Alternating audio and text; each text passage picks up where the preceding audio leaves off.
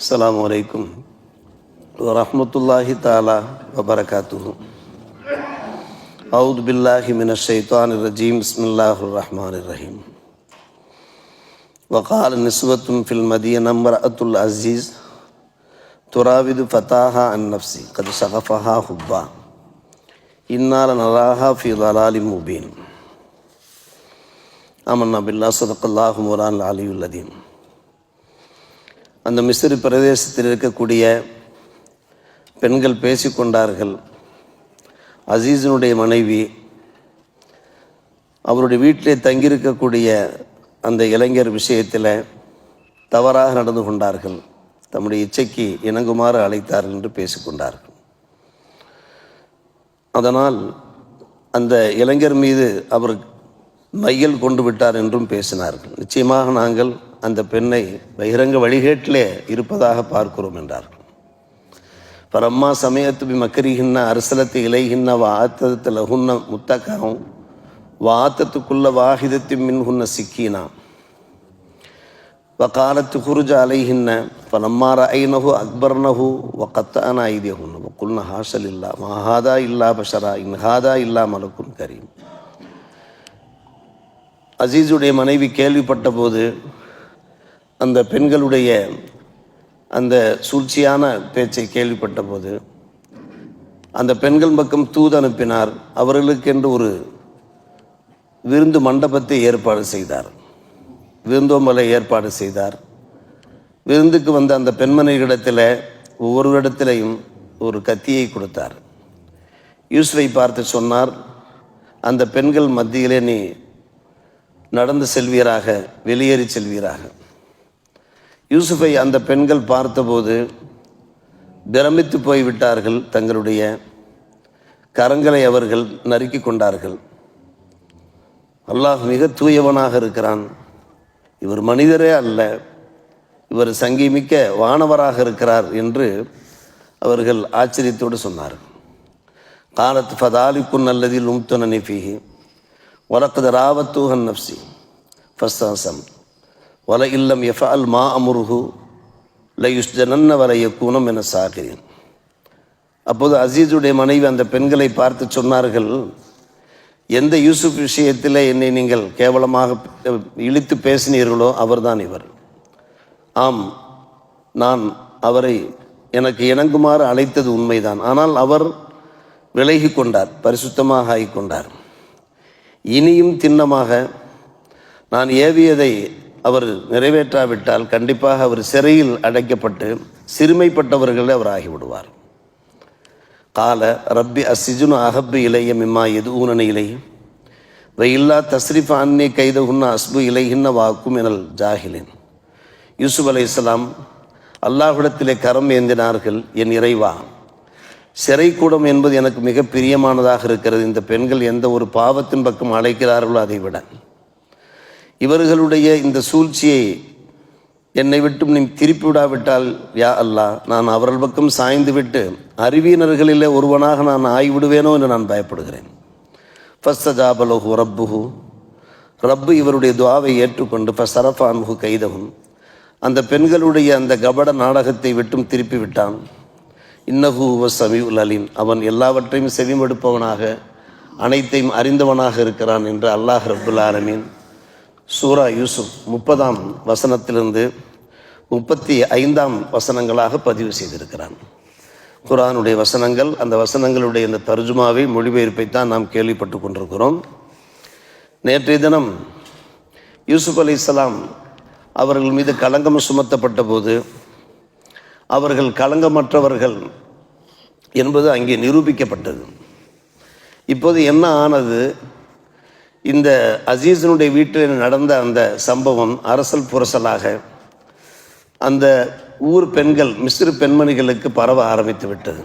இப்படி அசீஸுடைய மனைவி ஜவீஹா என்ன செய்திருக்கிறார்? தம்முடைய வீட்டில் வளர்ந்து கொண்டிருக்கக்கூடிய அடிமையினுடைய ஸ்தானத்தில் இருக்கக்கூடிய ஒரு இளைஞர் மீது அவர் மையல் கொண்டிருக்கிறார். இது சரியா? இவ்வாறு ஒரு இளைஞர் மீது, அடிமை ஸ்தானத்தில் இருக்கக்கூடிய ஒருவர் மீது மையல் கொள்ளலாமா, காதல் கொள்ளலாமா என்று அந்த ஊரை சார்ந்த மங்கையர்கள் பேசிக்கொள்ள ஆரம்பித்தார்கள். சொல்லப்போனால் அந்த அரசவையிலே இருக்கக்கூடிய அந்த அரசு பிரதானிகள் இருக்கிறார்களே, அவர்களுடைய துணைவியர் தான் இப்படி பேசிக்கொண்டது. அதைத்தான் அல்லாஹ் குர்ஆனிலே எடுத்து சொல்லி கொண்டிருக்கிறான். இந்த செய்தி ஜலீஹாவுக்கு தெரிந்த மாத்திரத்தில் எதனால் நான் யூசுஃபை விரும்பினேன் என்பதை இந்த பெண்மணிகளுக்கு காண்பிக்க வேண்டும். அப்போதுதான் நான் ஏன் அவரை விரும்பினேன் என்பதற்கான காரணத்தை அவர்கள் புரிந்து கொள்வார்கள், விளங்கிக் கொள்வார்கள். எனவே என்ன செய்கிறார், வேண்டுமென்றே ஏதோ ஒரு காரணத்தை சொல்லி ஒரு விருந்துக்கு ஏற்பாடு பண்ணுகிறார். அந்த விருந்தில் அந்த ஊரில் உள்ள பெண்களை மட்டும் அழைக்கிறார், ஆண்களை அழைக்கவில்லை. விருந்து மண்டபத்தில் பெண்கள் கூடியிருக்கிறார்கள்.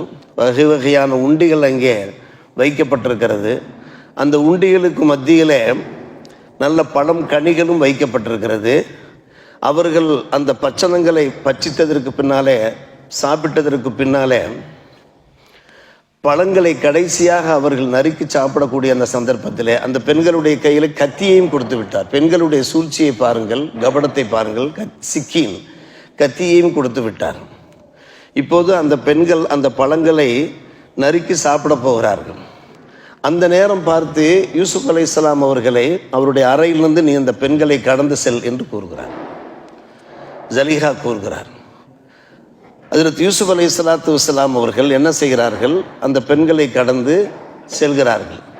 அத்தனை பெண்களும் யூசுப் அலைஹிஸ்ஸலாமை பார்த்து அப்படி மெய்மறந்து போகிறார்கள், மெய் சிரித்து போகிறார்கள். இவர் மனிதரா இல்லை வானவரா, வானத்திலிருந்து வந்த ஒரு மலக்கா என்று ஆச்சரியப்படுகிறார்கள். அதெல்லாம் இந்த குர்ஆனுடைய வசனங்களில் இடம் பெற்றிருப்பதை நாம் இப்போ தர்ஜுமா மூலமாக பார்த்தோம்.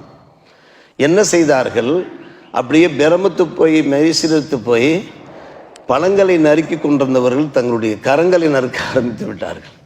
அல்லாஹ் சொல்கிறான், அதைத்தான் எடுத்து சொல்லுகிறான். கரங்களை நறுக்கி கொண்டிருப்பதே அவர்கள் உணராமல் அப்படியே மெய்மறந்து பார்த்து கொண்டிருக்கிறார்கள். அதற்கு பின்பு இரத்தம் வழிகிறது, பிறகுதான் சுதாரிக்கிறார்கள். ஆச்சரியப்பட்டு போகிறார். ஆம், இப்படிப்பட்ட ஒரு இளைஞர் மீது ஒரு பெண்மணி ஒரு ஆரணங்கு ஆர்வப்படாமல் இருப்பாளாம் என்பதை அவர்கள் புரிந்து கொண்டு, அப்போதுதான் ஜலீஹா சொல்கிறார்கள், யார் விஷயத்திலே என்னை நீங்கள் இழித்து பழித்து பேசினீர்களோ அவர் இவர். என்னுடைய நீங்கள் இன்றைக்கு சில நிமிடங்கள் பார்த்து அவர் மீது மையல் கொள்ளும்போது நான் தினமும் பார்த்து கொண்டிருக்கிறேனே இவரை, என்னுடைய அரசவையில் அரசு அந்த தர்பாரில் பார்த்து கொண்டிருக்கிறேனே, எப்படி நான் மையல் கொள்ளாமல் இருப்பேன். அந்த பெண்களை பார்த்து அவர் பேசுகிறார். அவர் ஒரு எச்சரிக்கையும் விடுக்கிறார். இனியும் என்னுடைய விருப்பத்திற்கு இவர் இணங்காவிட்டால் இவர் சிறையில் தான் அடைக்கப்படுவார், அதன் காரணமாக அவர் சிறுமைப்பட்டவர்களே ஆகிவிடுவார் என்று அந்த பெண்களிடத்திலே பேசுகிறார்கள். அப்போதுதான் யூசுப் அலைஹிஸ்ஸலாம் அவர்கள் அங்கே நடக்கின்ற அந்த அபாயத்தை விளங்கிக் கொள்கிறார்கள். ஆஹா, காரணம் அவர்கள் நபி அல்லவா, அவர்கள் ஒரு பரிசுத்தமான மனிதர் அல்லவா. அல்லாஹ்விடத்தில் ரப்பி அஸ்ஸிஜுன் அஹப்பி இலைய என்று துவா செய்கிறார்கள். என் இறைவா, இந்த பெண்கள் எந்த தீமையின் பக்கம் அழைக்கிறார்களோ அதை விட நான் சிறைக்கு சென்று விடுவதே நல்லது யா அல்லாஹ் என்று கேட்கிறார்கள். அதாவது இரண்டகம் செய்யார் இளைஞர் யூசுப் என்பார்கள் தமிழில். இரண்டகம் செய்யார் இளைஞர் யூசுப் என்பார்கள். உண்டவனுக்கு இரண்டகம் செய்யலாமா? ஒருபோதும் செய்யவே கூடாது. அதாவது உண்டி கொடுத்தவனுக்கு, தமிழிலே சொல்வார்கள், உண்டி கொடுத்தவனுக்கு இரண்டகம் செய்யக்கூடாது என்பார்கள். அங்கே அவர்களை ஆதரித்து உண்டி கொடுத்து கொண்டிருக்கிறார்கள், அவர்களை கௌரவித்து கொண்டிருக்கிறார்கள். அந்த அசீஸுக்கு போய் எப்படி இரண்டகம் செய்ய முடியும்? எனவே யூசுப் அலைஹிஸ்ஸலாம் அவர்கள் நபி, ஏற்கனவே பரிசுத்தமான ஒரு மாமனிதர். யா அல்லாஹ், எனக்கு சிறை கூடமே எனக்கு மிக பிரியமானதாக இருக்கிறது. இந்த பெண்கள் எந்த ஒரு பாவத்தின் பக்கம் குற்றத்தின் பக்கம் அழைக்கிறார்கள் என்றால் எல்லோருமே இப்போது சேர்ந்து உண்டார்கள், அத்தனை பெண்களும் சேர்ந்து உண்டார்கள்.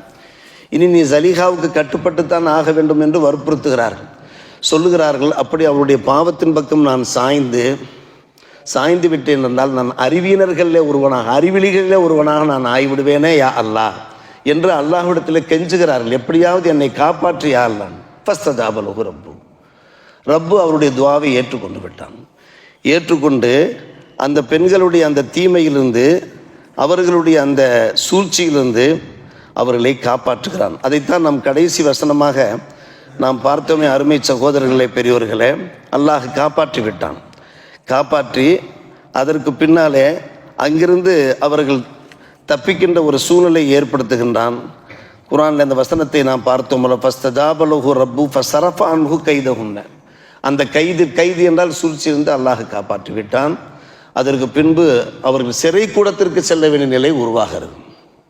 அடுத்தடுத்த வசனங்கள் நமக்கு எடுத்துரைக்கின்றன. சிறை கூடத்திற்கு சென்று அவர்களுக்கு பல்வேறுபட்ட அனுபவங்கள் கிடைக்கின்றன. அந்த அனுபவங்கள் மூலமாக நமக்கு நிறைய அனுபவங்கள் கிடைக்கிறது, நமக்கு நிறைய பாடங்கள் கிடைக்கிறது. நாம் அறிய வேண்டிய ஒரு விஷயம் என்னவென்று கேட்டால், அருமை சகோதரர்களை, பெரியோர்களே, எந்த காலகட்டத்திலையுமே நம்முடைய உத்தமத்தை நாம் பாதுகாக்க வேண்டும், நம்முடைய பரிசுத்த தன்மையை பாதுகாக்க வேண்டும். நாம் செல்லுகின்ற இடங்களில் நாம் எத்தனையோ பாவங்களில் ஈடுபட வேண்டிய நிலை உண்டாகலாம். போதை பழக்கங்களுக்கு அடிமையாகக்கூடியவர்கள் இருக்கிறார்கள், பெண்களுடைய வலைகளை சிக்கிக்கொள்ளக்கூடியவர்கள் இருக்கிறார்கள், இதே போன்று எத்தனையோ குற்றச் செயல்களில் ஈடுபடக்கூடியவர்கள் இருக்கிறார்கள். ஆனால் நாம் என்ன செய்ய வேண்டும்? ஒரே முடிவோடு இருக்க வேண்டும். நான் உண்மை முஸ்லீமாக இருப்பேன், உண்மை மூமினாக இருப்பேன், கையேந்த வேண்டும் அல்லாஹ்விடத்தில். காரணம், நமக்கு பல்வேறுபட்ட சந்தர்ப்பங்கள், வாய்ப்புகள் கிடைத்து கொண்டே இருக்கும். தவறுகள் செய்வதற்கு, குற்றங்களில் நாம் ஈடுபடுவதற்கு நாம் ஒருபோதும் ஈடுபட்டு விடவே கூடாது. நம்முடைய ஈமானை, நம்முடைய இறையச்சத்தை பாதுகாக்க வேண்டும். அதற்கு தக்கவாறு என்ன செய்ய வேண்டும்? யூசுப் அலைஹிஸ்ஸலாம் அவர்கள் ஒரு பேரழகர், அன்பான பெருமக்களே. அவர் மீது அந்த ஊரில் உள்ள அத்தனை பெண்மணிகளுமே மையல் கொள்கிறார்கள். என்ன காரணம்? அவருடைய உடம்பு மட்டும் வனப்பு மிக்கதாக இருக்கவில்லை, வாலிப்பு மிக்கதாக இருக்கவில்லை. அவருடைய முகத்திலே நபித்துவத்தினுடைய அந்த பேரொளி இலங்கி கொண்டிருந்தது. நபித்துவத்தினுடைய அந்த பேரொளி இலங்கி கொண்டிருந்ததன் பேரில் முகம் பார்க்க அவ்வளவு பரவசமாக அழகாக இருக்கும். என்ற போதும் அருமை சகோதரர்களே, அவர்கள் என்ன செய்யவில்லை? தவறான பாவத்திலே ஈடுபடுவதற்கு முன்வரவே இல்லை. அல்லாஹ் அவர்களை மாசூமாக ஆக்கியிருந்தாலும் கூட அவர்கள் தன்னுடைய இறையச்சத்தின் பேரினால் அவர்கள் துவா செய்கிறார்கள். இதன் காரணமாகத்தான் அவர்கள் இந்த அளவுக்கு துணிந்து துவா செய்கிறார்கள். மடியிலே கனம் இல்லை, வழியிலே என்ன பயம். எனவே தான் அன்பான பெருமக்களே, நேற்றைய தினம் நாம் நம்முடைய பாடத்தில் நாம் ஒரு விஷயத்தை சொன்னோமே, நாம் நிரபராதியாக இருந்தோம் என்றால், நம் மீது ஒரு அநியாயமான முறையில் குற்றம் சாட்டப்பட்டால் நாம் ஒரு தன்னிலை விளக்கம் கொடுக்க வேண்டும் என்று நாம் சொன்னோமே. நாம் நிரபராதியாக இருக்க வேண்டும், இறையச்சம் உள்ளவராக இருக்க வேண்டும். நம்முடைய மடியிலே கனம் இருக்கக்கூடாது.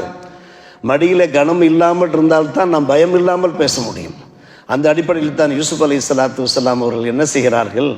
அவர்கள் தங்களுடைய அந்த பரிசுத்தத்தை, இத்தனை பெண்மணிகள் மையல் கொண்ட போதும் கூட அவர்களுடைய அந்த காதல் வலைகளை சிக்கிவிடாமல், நான் சிறை கூடத்திற்கு செல்வது, என்னுடைய இறையச்சத்தை பாதுகாப்பது எனக்கு எவ்வளவு மேலானது என்று கூறுகிறார்களே. நாம் படிப்போம், வாசிப்போம், சுவாசிப்போம். இதன் மூலமாக கிடைக்கின்ற பாடங்களை நாம் நம்முடைய வாழ்க்கையில் பெற்றுக்கொள்வோம். அல்லாஹ் ரப்பல் ஆலமீன் நல்லொரு புரிவானாக. வாஹிரு தாவானா அல்ஹம்துலில்லாஹி ரப்பில் ஆலமீன்.